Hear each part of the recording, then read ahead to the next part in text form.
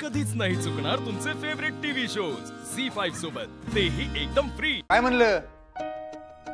अगं माफी माग। तो असला अपराध तुझाच नव्ह, कोणाचाच खपून घेतला जाणार नाही या घरात। हिम्मत कशी होती एका बाई माणसावर हात उगारायची? हा? आणि काय माझी बाजू कसली घेतेस तू? आणि मी तुझ्या बाजूने उभं राहायचं? असं कसं काय वाटलं तुला मी तुझ्या बाजूने उभं राहीन? तू असलं काहीतरी केलं? अहो अधिपती, मला असं वाटलं का मला जे दिसतंय ते तुम्हासनी बी दिसत असेल। अधिपती तुम्हासनी कळत कसं नाही? ही बाई घरात आल्यापासून एकच काम करते, ताईची जागा बळकावण्याचं। हिचा तोच प्रयत्न चाललाय। हिच्या समध्या गोष्टी त्याच दिशेने चालल्यात। तुम्हासनी का समजना अधिपती? तुम्हासनी नसेल तुमच्या आई साहेबांबद्दल काही वाटत, तर मला मला माझ्या ताईविषयी काळजी आहे। हिला जमणारच नाही माझ्या ताईची जागा घेणं, या जन्मात तर नाहीच। माझ्या ताईच्या नखाची तरी सर आहे का हिला? ते तू मला सांगू नको। तू नाही उगाच कुठली तर गोष्ट कुठे तर जोडायला जाऊ नकोस। आई साहेबांची आणि ह्यांची तुलना तू मला सांगू नकोस। बरोबर आहे, ताईच्या आणि हिची तुलना होऊच शकत नाही। अहो माझी ताई कुठं रुबाबदार करारी, आणि ही बाई नेबळ्यात गोगल काय आणि पोटात पाय। तुझ्या बोलण्याला काय तर अर्थ आहे काय? आई साहेबांचा दाखला देतेस आणि ह्यांच्यावर हात उगारल्याचं समर्थन करतेस। एवढंच जर वाटतंय तुला आई साहेबांविषयी, तर त्यांनी घालून दिलेला नियम कसं काय मोडलास तू? सूर्यवंशींच्या घरात एका बाईवर हात उगारायची हिंमत कशी केलीस तू?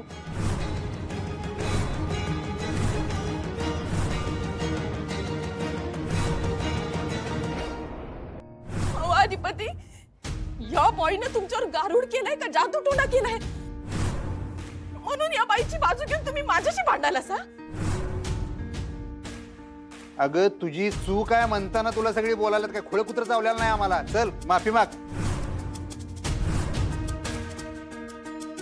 जाऊ दे अधिपती, जाऊ दे।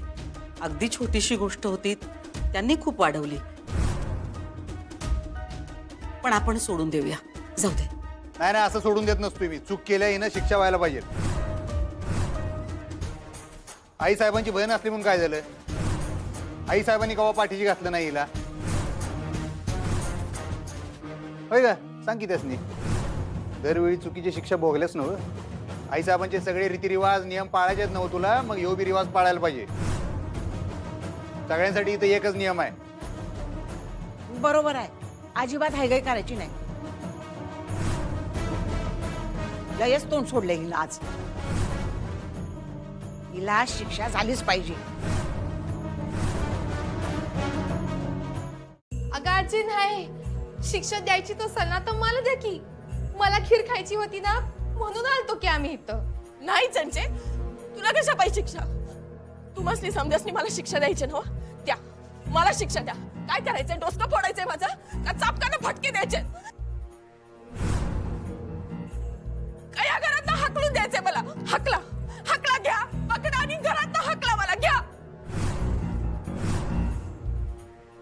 समद समद उरपट झालंय बघा या घरात। कोणी बी यावं आणि टपली मारून जावं, अशी अवस्था झाली आमची। समधी शिस्त मोडली हो या घराची। बरं झालं तूच शिस्तीचा विषय काढलास। बाकी सगळी जण शिस्तीत आहेत, तू शिस्त मोडतेस कायम या घराची। जाऊ दे रे अधिपती, नका वाढवू हा विषय। नाही चारू, आज नाही।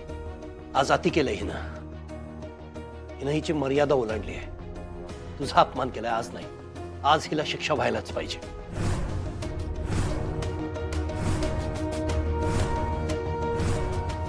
अहो ही घरातली भांडणं आहेत, आता घरातल्या भांडणात शिक्षा कसली?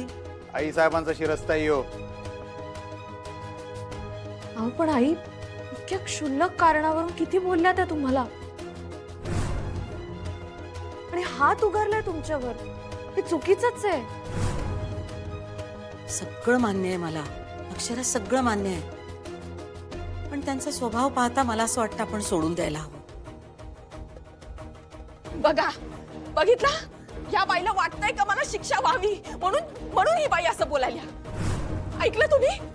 मला अगदी मनापासून वाटतंय की तुम्हाला शिक्षा द्यायला नको.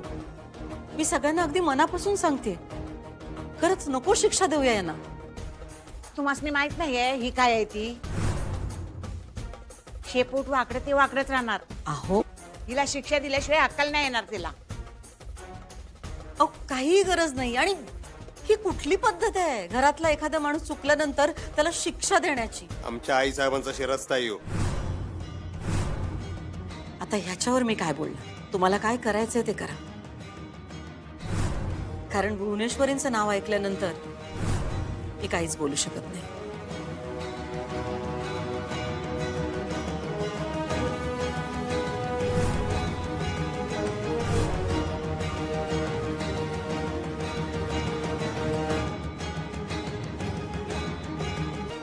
त्यांनी माफ केलं असेल तुला, आम्ही नाही केलेलं. एवढचं सांगवलं तुला, या घरात जर राहायचं असेल का नाही हिशोबात राहायचं. परत जर हे असलं काहीतरी केलं तर ह्यातल्या कुणालाच विचारत बसणार नाही मी. डायरेक्ट निकाल लावणार तुझा.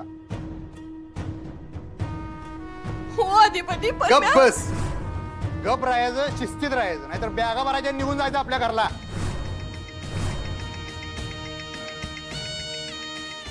अरे देवा, या माणसासाठी मी एवढं काय काय केलं आणि योच मला म्हणायलाय घराबाहेर निघ म्हणून.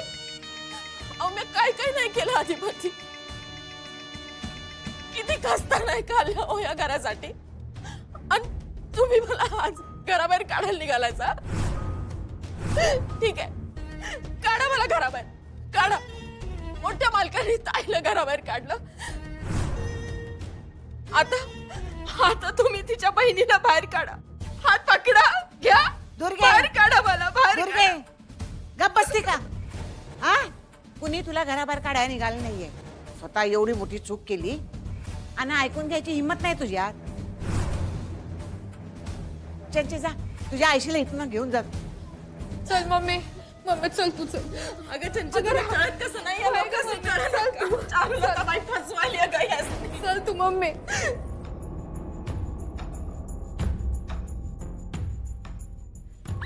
अधिपती, मी बघते तिच्याकडे.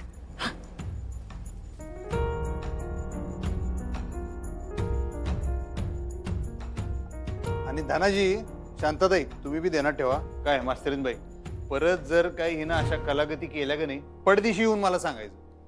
हा जी सर.